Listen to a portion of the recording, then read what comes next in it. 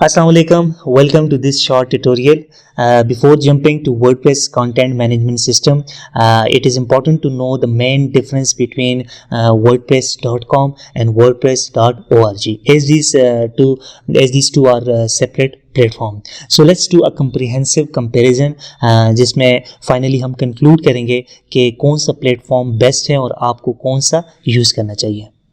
सबसे पहले हम WordPress.org के एडवांटेजेस डिस्कस कर लेते हैं. सो WordPress.org एक ओपन सोर्स सॉफ्टवेयर है जो कि फ्री है हर किसी के लिए.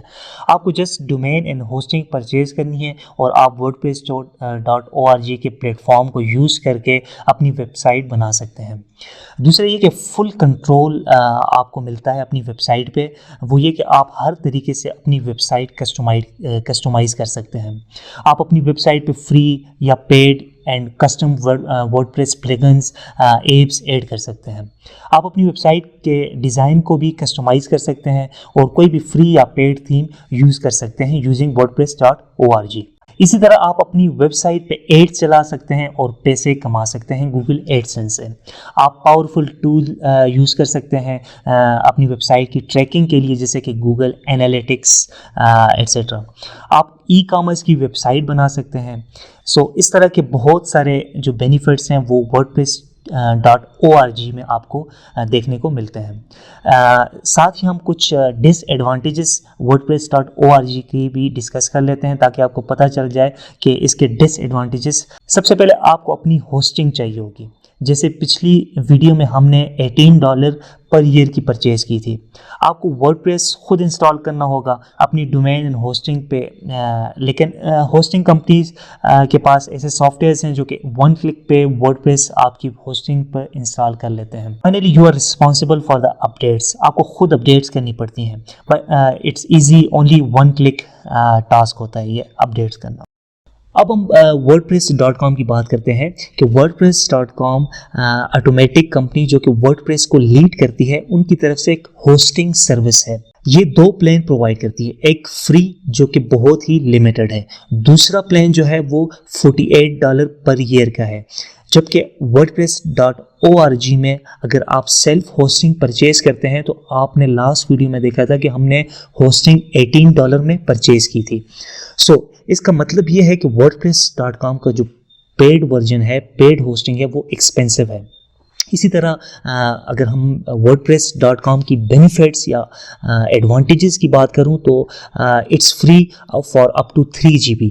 मीन्स कि 3 GB data WordPress.com free of cost देता है.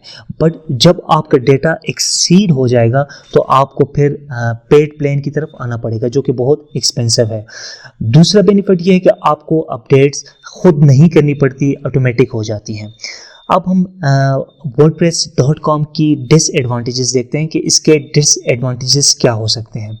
अगर आप WordPress.com के फ्री वर्जन पे अपनी वेबसाइट चला रहे हैं तो उसका नुकसान ये होगा कि आपकी वेबसाइट पे वर्डप्रेस अपनी एड्स चलाएगा. मींस अगर आप ये नहीं चाहते फिर आपको पेड प्लान यानी $48 पर ईयर पे करना होगा. In free plan of WordPress.com you are not allowed to run Google ads. आप गूगल एड्स भी नहीं रन कर सकते. अगर आपकी वेबसाइट मोनेटाइज हो चुकी है, गूगल एडसेंस के लिए एलिजिबल हो गई है, तो अगर आप WordPress.com पे हैं तो आप ये बेनिफिट नहीं उठा सकते. इसी तरह आप फ्री प्लान में प्लगइन्स जो कि बहुत इंपॉर्टेंट है इंस्टॉल, आप गूगल एनालिटिक्स इंस्टॉल नहीं कर सकते. सबसे बड़ा डिसएडवांटेज जो मैं समझता हूँ वो ये है कि आप अपना ब्रांड नहीं बना सकते.